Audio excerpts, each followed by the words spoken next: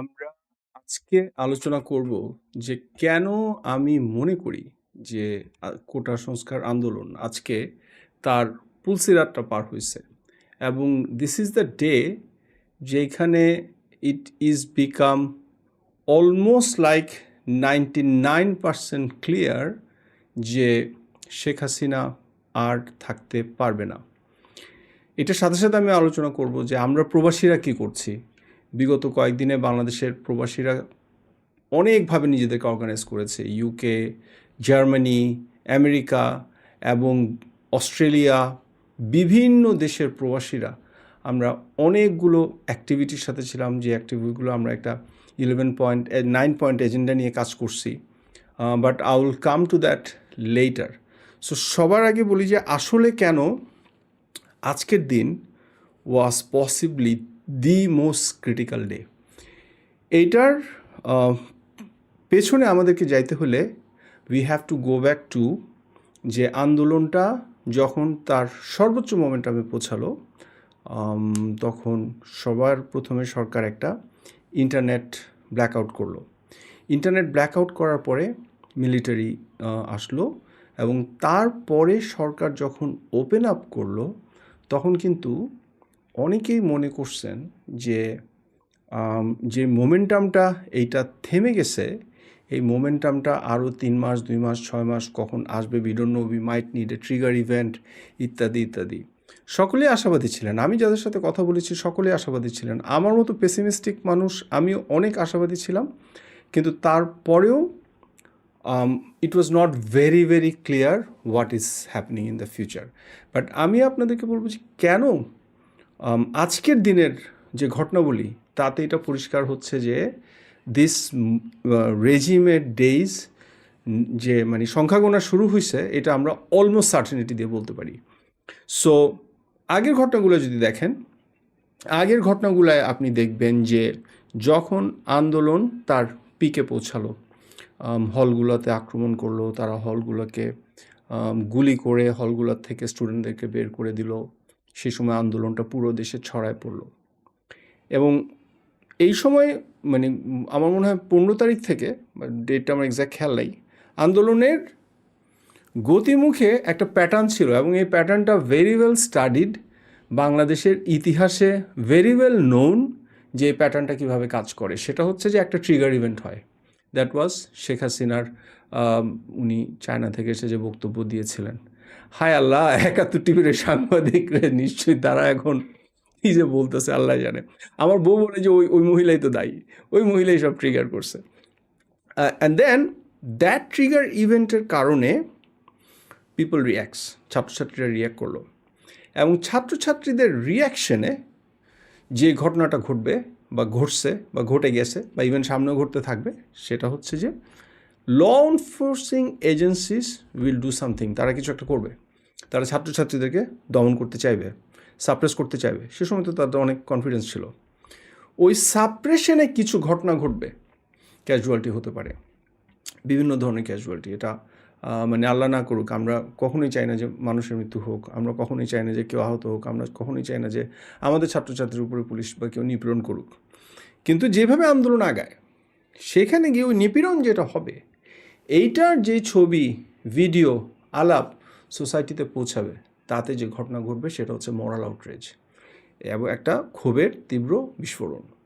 ওই ক্ষোভের তীব্র বিস্ফোরণের কারণে পরের দিন আরও নতুন নতুন লোকজন রাস্তায় নেমে আসবে, আন্দোলনকারীর সাথে যোগ দিবে, ইন্টারনেটে জয়েন করবে, গ্লোবালি মানুষ সেটা নিয়ে কথা বলবে। সো এই ক্ষোভের বিস্ফোরণের ফলে আবার রাস্তায় আন্দোলন হবে। যেই আন্দোলনে হাজার হাজার যখন মানুষ যখন রাস্তায় নেমে আসবে, তখন তো কিছু না কিছু ঘটনা ঘটবেই, সেটা আবার সাপ্রেশনের চেষ্টা হবে। ওই সাপ্রেশনের যে চেষ্টাটা হবে তার ফলে আবার কিছু ঘটনা ঘটবে। যেই ঘটনাগুলোর ভয়াবহতা, যে ঘটনাগুলো মানুষকে দাগ কাটবে, সেই দাগ কাটার কারণে আবার একটা মরাল আউটরিচ হবে। এই মরাল আউটরিচ হওয়ার কারণে পরের দিন আরও নতুন নতুন লোক, নতুন নতুন গ্রুপ। সো সবার প্রথমে ছিল ইউনিভার্সিটির ছাত্ররা, পাবলিক ইউনিভার্সিটির ছাত্ররা, পরবর্তীতে জয়েন করলো প্রাইভেট ইউনিভার্সিটির ছাত্ররা। সো এভাবে নতুন নতুন গ্রুপ জয়েন করতে থাকবে এবং আন্দোলন আস্তে আস্তে এক পর্যায়ে গিয়ে সামথিং দ্যাট উইল হ্যাভেন, এটাকে আমরা বলি এক্সপোনেনশিয়াল গ্রোথ। এবং এই এক্সপোনেনশিয়াল গ্রোথটা খুব তাড়াতাড়ি হয়ে যায় and that is the time regime is suppose to collapse. কিন্তু এভাবে তো জিনিস তো এভাবে কাজ করে না, because government will try to control it. Government কী করলো, তারা ইন্টারনেট ব্ল্যাক আউট করলো, তারা আর্মিকে নামা দিল। সো যেইটা তারা সফল হয়েছিল ওই গত শুক্র এবং শনিবারে, তারা কিন্তু এই এক্সপোনেনশিয়াল গ্রোথের ধারাটা বন্ধ করতে সফল হয়েছিল। You have to agree to that. So সেই এক্সপোনেনশিয়াল গ্রোথের ধারাটা যখন তারা বন্ধ করলো, তখন একটা রিস্ক কিন্তু তৈরি হয়েছিল যে এই, আমরা এটা বিভিন্ন ভাষায় পরিভাষায় বলি পজিটিভ ফিডব্যাক লুপ এবং নেগেটিভ ফিডব্যাক লুপ, যে দিনে দিনে বাড়তেছে, নতুন লোক জয়েন করতেছে, positive feedback loop. Negative feedback loop হচ্ছে আগের দিনের থেকে আপনার লোকজন কমতেছে।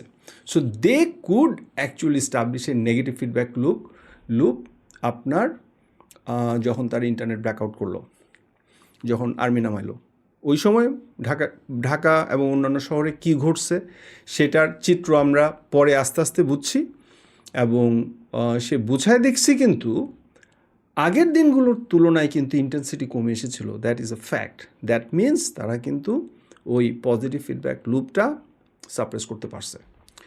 অ্যান্ড দেন আমরা যেহেতু নিজেদেরকে ট্রাস্ট করি না, আমাদের কোনো সোশ্যাল এক্সপিরিয়েন্স নাই এই সরকারের বিরুদ্ধে সফল হওয়ার, আমি কিন্তু সোশ্যাল মিডিয়াতে অনেক মানুষকে দেখছি, তারা বলছে যে আর হবে না, এই তো পেরে গেল, এই তো শেখ হাসিনা আবার নিয়ন্ত্রণে নিয়ে ফেললো।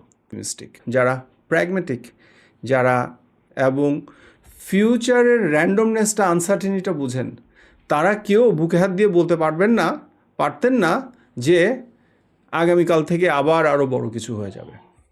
So that was a situation, যে সিচুয়েশনের মধ্যে গত এক সপ্তাহ পার হয়েছে।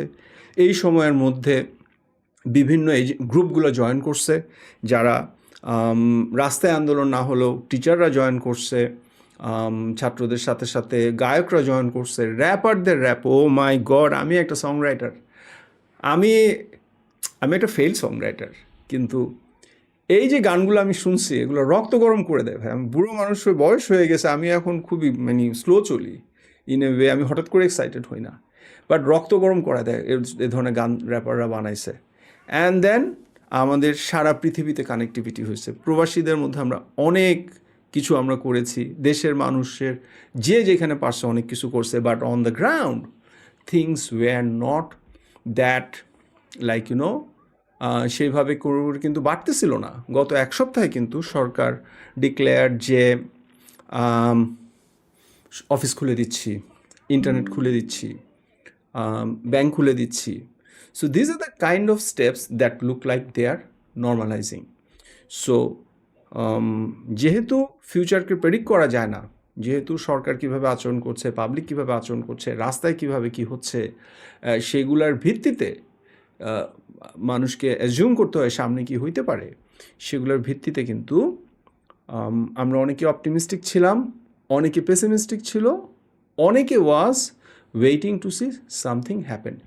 আমি বলবো আমি জেনারেল ফিলিংস যেটা পাইছি, আমি অনেকের সাথে কথা বলি, and these are very respectable people, তাদের মধ্যে যে ফিলিংসটা আমি দেখতে পাইছি সেটা হচ্ছে যে this regime days are numbered, কিন্তু আগামী কিছুদিনের মধ্যে কিছু নাও হইতে পারে। That was the realistic feeling আমি অধিকাংশ ম্যাচিওর অ্যানালিস্ট বা বাংলাদেশ অবজারভারদের মধ্যে দেখতে পাইছি, যারা অনেকে আমার থেকে 20, 30, 25 বছর পুরানো, যারা মুক্তিযুদ্ধ দেখছেন, যারা এরশাদের বিরোধী আন্দোলন আমার থেকে বেশি দেখছেন, যারা আরও অনেক কিছু দেখছেন। সো তাদের মতামত ইম্পর্টেন্ট, রাইট? কিন্তু আমি জেনারেল অপটিমিজমটা পাইছি। That was something very important, যে অপটিমিজমটা ধরে রাখা, যে পিপল বিলিভ যে এটা আগের থেকে চেঞ্জ। ওকে, দ্যাট অপটিমিজমের মধ্যে কিন্তু কোনো প্রেডিকশন ছিল না যে আগামী 3 দিনের মধ্যে কিছু হয়ে যাবে, এবং ওই অপটিমিজম ছিল একটা মিড টার্মে অপটিমিজম। অপটিমিজমটা এখনও শর্ট টার্ম না mid term, we don't know, nobody can tell কালকে কী হবে, কিন্তু এই অপটিমিজমটা এখন অনেক high, because the probability of the collapse is really really high now. কেন? Because of the Friday. Okay, so what happens যখন একটা নেগেটিভ ফিডব্যাক লুপ হয়, রাইট? যে রাস্তার আন্দোলন কিছুটা সাপ্রেসড, কিছু কিছু ঘটনা ঘটতেছে, যেটা আমার পার্সোনাল যে বেস কেস সিনারিও ছিল যে ওই সাপ্রেশনের পরপরও রাস্তায় স্কিরমিশ হবে এবং যে কোনো সময় একটা আমরা বলি যে ব্ল্যাক সোয়ান ফ্যাট টেল ইভেন্ট হবে, অর্থাৎ আমরা জানি না এমন একটা সময়ে এমন একটা ইভেন্ট হবে যার প্রভাব অনেক বড় হবে। এই ধরনের কিছু একটা হতে পারে, কিন্তু ওই ইভেন্টটা কবে হবে we don't no. But this Friday was critical because যখন একটা নেগেটিভ ফিডব্যাক লুপের মাধ্যমে একটা গণ আন্দোলন কিছুটা সাপ্রেস হয়, এটাকে আবার জায়গায় তোলার জন্য আবার হাজার হাজার মানুষকে রাস্তায় নেমে আসার জন্য ট্রিগার ইভেন্ট লাগে। এবং সরকার কিন্তু এই যে 6 জন ইয়েকে ছেড়ে দিল, আরও অনেক ডিক্লারেশনের মাধ্যমে সরকার কিন্তু চাইতেছিল সিচুয়েশন যত পারে ডিসক্যালেট করতে। এই অবস্থায় কোটা আন্দোলনকারীদের শুক্রবারের যেই আন্দোলনের ডিক্লারেশনটা, that was a masterpiece, absolutely brilliant masterpiece. এবং আমি অ্যাকচুয়ালি গতদিনের আন্দোলনের যে ঘোষণাটা দিছিলেন, আমি এক্স্যাক্টলি ভুলে গেছি গতদিনের কী ঘোষণা ছিল, সারা দেশে বিক্ষোভ এ ধরনের কিছু একটা। আমি এটা নিয়ে একটু ডিসঅ্যাপয়েন্টেড ছিলাম বিকজ দ্য গোল হচ্ছে যে কোনো দিন আপনি আন্দোলনের ঘোষণাটা দিবেন, পরের দিন যেন আগের দিনের থেকে এসকেলেট করে সামনে বাড়তে থাকে। কিন্তু গতদিনের মুভমেন্টটা একটু ডিসকেলেশন ছিল, আমার এই মুহূর্তে খেয়াল নেই হোয়াট ইজ দ্য ডিক্লারেশন। কিন্তু আজকের মুভমেন্টে যে ডিক্লারেশন হলো, that was a masterpiece. Why? Because আমাদের বিল্ট ইনভাবে জুমার নামাজের পর একটা জমায়েত হবেই। বিল্ট ইনভাবে activation energy is very very very very low, অনেক কম অ্যাক্টিভেশন এনার্জি লাগতেছে, কারণ অনেক মানুষ বিল্ট ইনভাবে জামান আছে। আপনি সরকার তো আদেশ করে জুমার নামাজ বন্ধ করতে পারবে না, রাইট? সো সকল ছাত্র যুবক 99% মানুষ বাংলাদেশে, অ্যাটলিস্ট আমি দেখছি সোসাইটিতে 90% মুসলমানরা জুমার নামাজ পড়তে যায়। তো সেই জায়গায় যে জমায়েতটা হবে, তারপরে দোয়া এবং মিছিল, সুপার একটা ডিক্লারেশন। এবং থিং ওয়াজ, তাহলে শুক্রবার যে ডাক দিল, এই শুক্রবারে কি মুভমেন্টটা একটা পরিণতি নেবে? আমি জানি না। আমরা কিন্তু আপনাদের কী অবস্থা ছিল জানি না। আমি আজকে সকাল থেকে খুবই সাসপেন্স মোডে ছিলাম। বাট আই ওয়াজ ওয়েটিং, কী হলো, জুমার নামাজের পরে কী হলো, কোথায় কী হলো। এবং সরকার যখন তার আগে ডিক্লেয়ার করলো 12টার সময় ইন্টারনেট বন্ধ, আমার ওই ডিক্লারেশন থেকে আমার মনের মধ্যে সেন্স আসলো যে গভর্নমেন্ট ফিল করছে দেয়ার উড বি সামথিং, এই কারণে তারা প্রোয়েক্টিভলি ওই স্টেপটা নিচ্ছে। সো সেই জায়গায় গিয়ে আমার ফেসবুকে চেক করতেছি কী স্ট্যাটাস দেখি, আমি বিভিন্ন গ্রুপে আছি, বিভিন্ন বন্ধু, সোশ্যাল সার্কেল, লাইক আমার প্রফেশনাল সার্কেল, আমি তাদেরকে জিজ্ঞেস করতেছি, নক করতেছি, এই তোমাদের জুমার নামাজে কী হয়েছে, কোনো আলাপ হয়েছে, খতিবরা কিছু বলছে? আমি ইভেন ঢাকা শহরের উত্তরা মোহাম্মদপুরের 2টা খতিবের আলাপ শুনলাম, 2 রকম কন্ট্রাডিক্টরি। একজন মোহাম্মদপুরের আওয়াজ শুনলাম যে না তেমন কিছু হয় নাই, অ্যান্ড কিছু মোহাম্মদপুর মসজিদে কিছু মানুষ হইচই করছে বিকজ মসজিদ কমিটির কিছু একটা। অন্যদিকে উত্তরার একটা মসজিদ কিনা আওয়াজ শুনলাম যে নাকি ফেরাউন বলছে। So that was very interesting. এটা আমাদের বন্ধুবান্ধবের মধ্যে হাস্যরস তৈরি হয়েছিল। বাট আমার সাথে যা বাংলাদেশের টাইম 4 ঘন্টার ডিফারেন্স, সো যখন 2:30 তখন পর্যন্ত আমি কোনো মুভমেন্টের খবর পাচ্ছিলাম না। 2:45 বাংলাদেশ টাইম, তার মানে আমাদের তো জুমার নামাজগুলো 2টার দিকেই রাফলি শেষ হয়। আমি তখনও মেজর কোনো মুভমেন্টের খবর পাচ্ছি না। আমি অস্বীকার করবো না ভাইয়া, আমি কখনোই দাবি করি না যে আমি ভবিষ্যৎ বুঝতে পারি। সিচুয়েশন যেভাবে হয় সেটার ভিত্তিতে আমি সিচুয়েশনকে অ্যানালিসিস করি। My feelings was this is going to be very difficult because last মুভমেন্টের পরে টুডে ইজ দ্য ডে, প্রথম জুমার নামাজ। এই জুমার নামাজের যে জমায়েতটা হবে, সেই জমায়েতে ওরা কারেক্টলি রাইট কল করছে। Give super super super credit to this boys, super super credit, brilliant boys. They made the right call, right movement. কিন্তু জাগরণটা হয়েছে কি না, আমি 2:45 পর্যন্ত তেমন কোনো পজিটিভ নিউজ পাচ্ছিলাম না। বাট দেন অ্যান্ড বিকজ তারা যেহেতু ইন্টারনেট ব্লক করছিল, একটা একটা করে নিউজ আসা শুরু হলো। আমি একটা লিঙ্ক পাইলাম যেখানে Satkhira, Andarkilla, Khulna, I was getting the information from Khulna অনেক বড় কিছু হয়েছে। আই ওয়াজ অলসো থিঙ্কিং হ্যাঁ একটা ঘটনা ঘটছে, ওকে ঠিক আছে, এটা পুরো দেশে হয়েছে কিনা। বাট দেন একটার পর একটা নিউজ আসা শুরু হলো, বিভিন্ন জায়গায় জোয়ার নামাজের পরে ঘটনা ঘটতেছে। অ্যান্ড দেন ঢাকাতে আমাদের অত্যন্ত প্রিয় বন্ধু তুহিন ভাই, উনি বললেন যে ইয়েতে আপনার শহীদ মিনারের ওখানে নাকি 8 কিলোমিটারের লম্বা মিছিল গেছে। And that was a sign, wow. আমি বলছি না শেখ হাসিনা কালকে পড়ে যাবে, but what I am saying is this, যে এই আন্দোলনের পুলসিরাত আজকে আমরা পার হয়েছি। বিকজ যে সাপ্রেশনটা তারা করছিল সোসাইটি, সেই সাপ্রেশনের ভয় কাটিয়ে জাগতে পারবে কি না, পারলো কি না, ইভেন ফর এ ডে। হ্যাঁ, বিকজ ওই যে নেগেটিভ ফিডব্যাক লুপটা হয়ে গেল, সেটার পরে যে জাগতে পারবে কি না, that was the most critical question. Yes, গত কয়েকদিনে শিক্ষকেরা, তারপরে শিল্পীরা, আরও অনেকেই তাদের অবস্থান পরিবর্তন করছে, অনেকেই পজিটিভলি সামনের আগে আসছে। অল দিস আর গুড, কিন্তু আসলে মানুষ তার ভয়কে জয় করতে পারছে কি না। মিলিটারি মানুষ, এই ছাত্ররা প্রথমে পুলিশ এবং র্যাব এবং বিজিবি সবাইকে দমন করে ফেললো, সবাইকে সাপ্রেস করে ফেললো, কিন্তু মিলিটারির ভয় দিয়ে আবার কয়েকটা দিন তারা যেই চাপটা দিল, সেইটা কি বাঙালিকে শোয়াই দিল নাকি আবার উঠবে? That question has been answered without any question today, যে নো, এনাফ। এবং আমরা ছাত্ররা যে কল করছে, আমরা এটা জয়েন করব। এবং আই ক্যান টেল যে after this point there is no way এই জাগরণকে তারা সাপ্রেস করতে পারবে। অ্যাগেইন র্যান্ডমনেস, তারপরে আনপ্রেডিক্টেবিলিটি, এগুলো 1 ঘন্টা কী হবে, পরে কী হবে সেটা বলার কোনো তৌফিক আল্লাহ আমাকে দেয় নাই, কাউকে দেয় নাই। What we can say is observe some patterns, এবং এই প্যাটার্নগুলোর ভিত্তিতে আমরা বলতে পারি যে প্যাটার্নগুলো কি আমাদের জন্য পজিটিভ ফিডব্যাক লুপ তৈরি করতেছে, মানে কি আন্দোলন দিনে দিনে বাড়তেছে, নাকি নেগেটিভ ফিডব্যাক লুপ তৈরি করতেছে।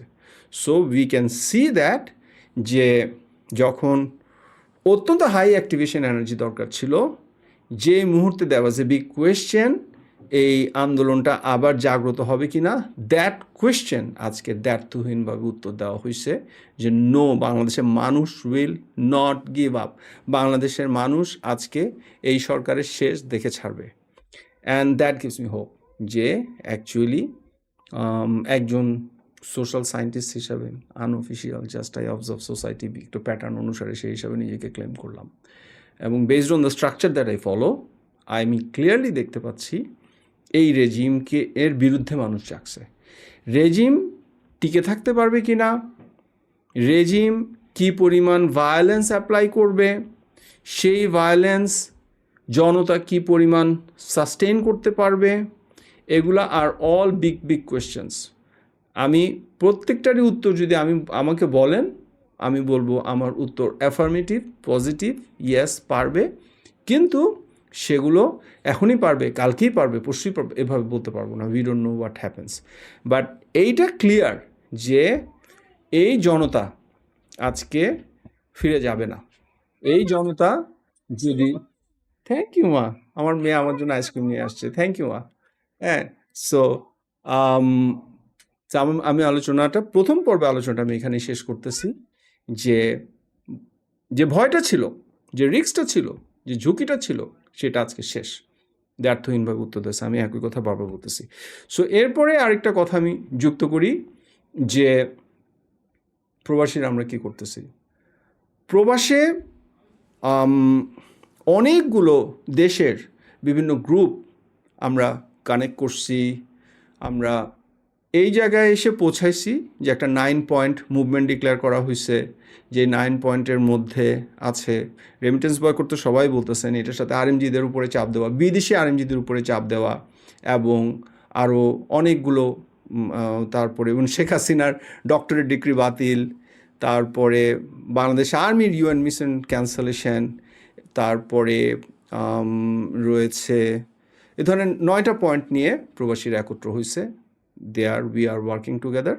আমি এই কথাটা বলে আমার আলোচনাটা শেষ করতেছি যে আজকে আমরা আমাদের আন্দোলনের সবচেয়ে জটিল এবং সবচেয়ে কঠিন এবং সবচেয়ে ডিফাইনিং মোমেন্টটা পার করেছি।